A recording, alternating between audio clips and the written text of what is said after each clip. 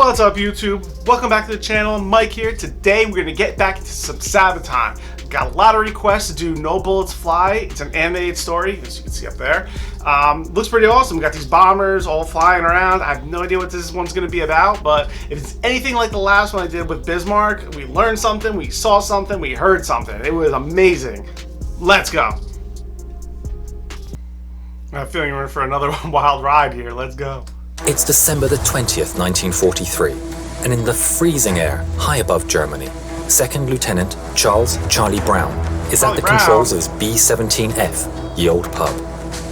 At 11:30, approaching the target of the Focke-Wulf plant near Bremen, the pub is rocked as 4 explosions go off right in front of the B-17. A cry comes across the intercom. "We're hit!" In the plexiglass nose, a huge hole had been made. An icy cold wind was being blown inside, making freezing conditions for the crew. Why would they have a plexiglass nose? That's interesting. Must be some kind of visibility thing, obviously, other than trying to have a killer view, but I don't think that's going to help you in this situation. Engine 2 had been hit, and co-pilot Spencer "Pinky" Luke let out an expletive as he noticed a huge hole in the right wing. Releasing their bombs over the factory, the crew turned to the north, planning to head over the coast, then turn west for home. With one engine out and engine 4 now faulty, the pub started to fall back from the formation with another damaged plane. Sam "Blackie" Blackford in the ball turret watched as it disappeared into a cloud bank. There was an orange flash in the cloud. "Bandits!" Eggy shouted as 5 BF-109s streaked from the cloud bank. Then another cry. "Bandits!" as 8 FW-190s were spotted in formation ahead of the pub. Sergeant Bertram "Frenchy" Coulomb in the turret shot the 190 out of the sky.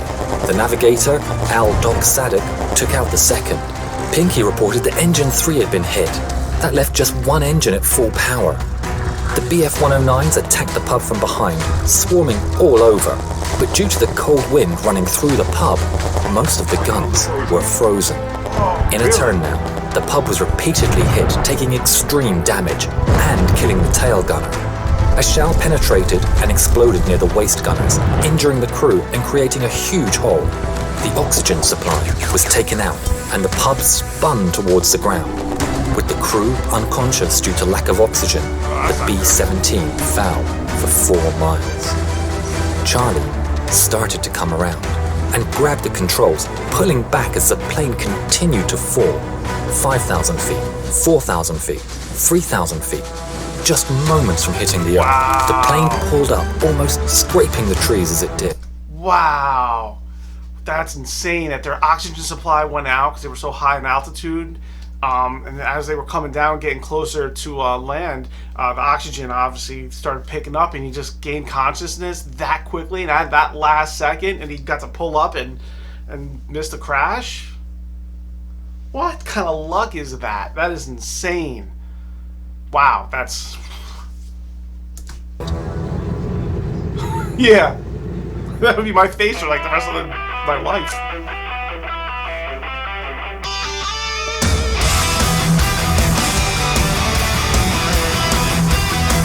A lot of fire.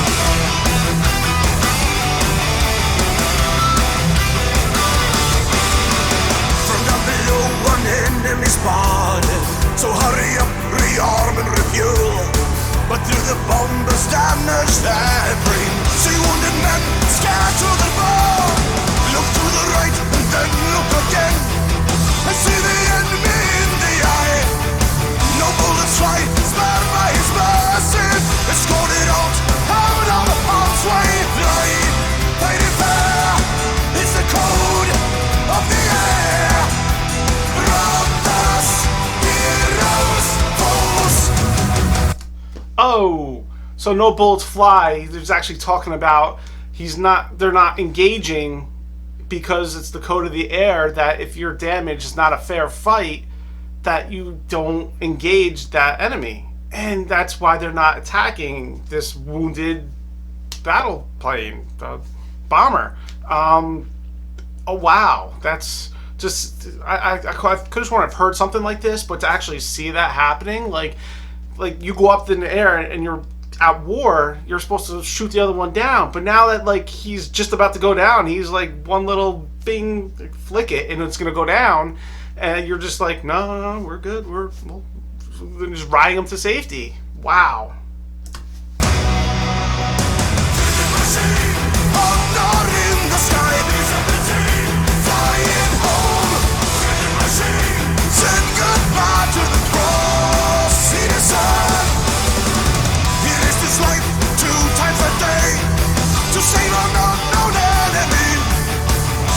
Safety out of the kill zone. A short salute and death pardon. Blind, fighting fair. It's the code of the air. Brothers. He's in disbelief. He's like, what?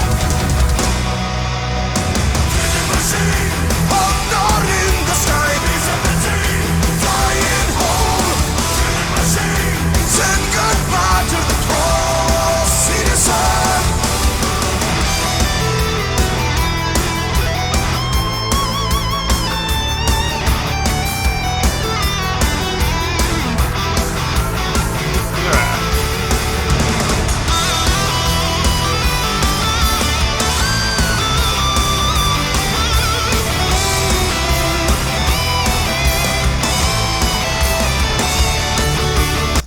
It's even in a time of war, the humanity shown in that, and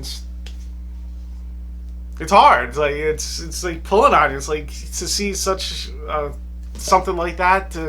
I can't even think of the words. That's how incredible that is to do something like this, especially in war. Like it's. I don't know if you see that any day. Maybe it's because this was in 42. I don't know if that's gonna happen nowadays. They're just be like, "Oh, hell with you, you're gone." But back then, it's just a different. Maybe it was just a different set of rules. Is that still around today? Comment down below. Let me know because I'm interested in this. But I'm rocking out, but I'm like, ooh, it's touching me here. What's going on here? Stop it! Stop! All right, get those pants out. A plane could even make it. One motor. One engine for this. Olde Pub. She's got plenty in her.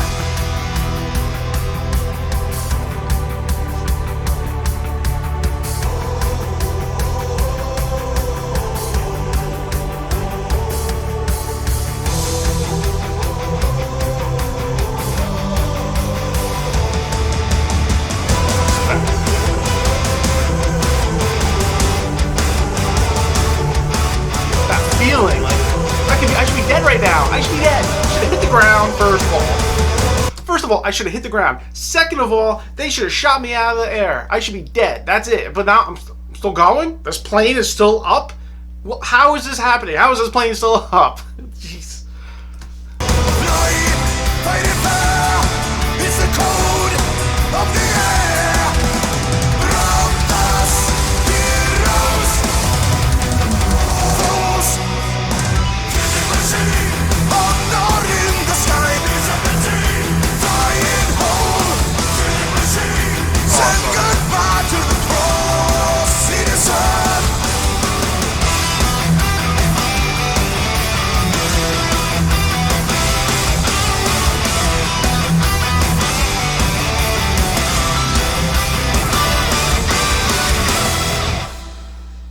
The story was kept. Oh, we got more. But he landed. The one pilot's down. The other one's like, oh man, whoa.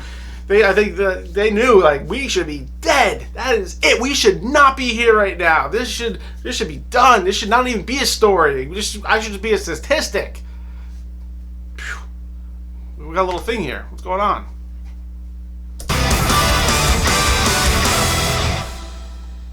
The story was kept secret until 1986, when Brown started the search for the German pilot who had shown mercy on that December day all those years ago. Whoa.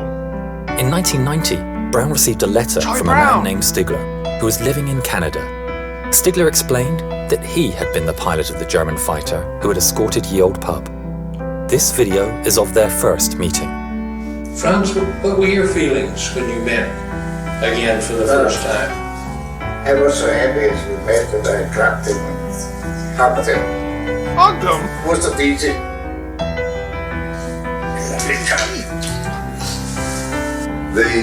The fact that he risked his life really in many ways, and I wrote him in a letter. I said, if you made a habit of feeling sorry for bomber crews, flag up alongside them, I am sure that you were shot down many times.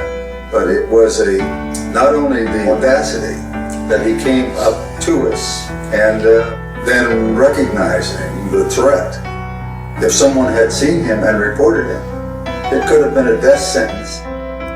Franz gifted Charlie a book, and inside the inscription read, "In 1940, I lost my only brother as a night fighter. On the 20th of December, 4 days before Christmas, I had the chance to save a B-17 from her destruction. A plane so badly damaged, it was a wonder that she was still flying. The pilot, Charlie Brown, is for me as precious as my brother was. Thanks, Charlie. Your brother Franz." In 2008, within a few months of each other, the two firm friends went on their final journey. Franz Stigler never got the Knight's Cross, but as he always said, he got something better.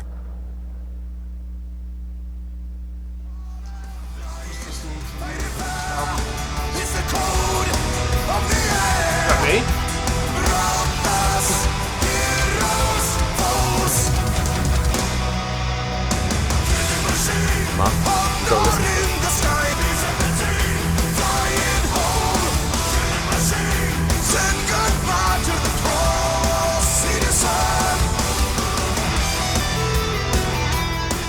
Hi, my name is Jovita Franz Stigler.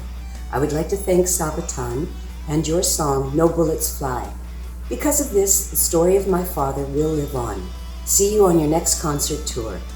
Safe journey, gentlemen, and again, thank you. Wow. Oh, you kidding me? So, see how this internet thing works? See how passing things and sharing things and getting things out there, like getting this channel out there, will work? Look, this kid heard it, sent this thing to his mom or grandma, and then all of a sudden she's to his mom. I think it's the mom on the phone. And she answered, and she's like, "Listen, like, oh my God, they made a song about my father." And how special is that? And wow, that's awesome. Who would think, like, after all that happened, that they would actually be able to find each other and talk about it? Like, that is insane. The whole situation is just insane. It just goes across what we're programmed to do in those type of situations, especially in war. Especially back then, it seemed like a war happened every day.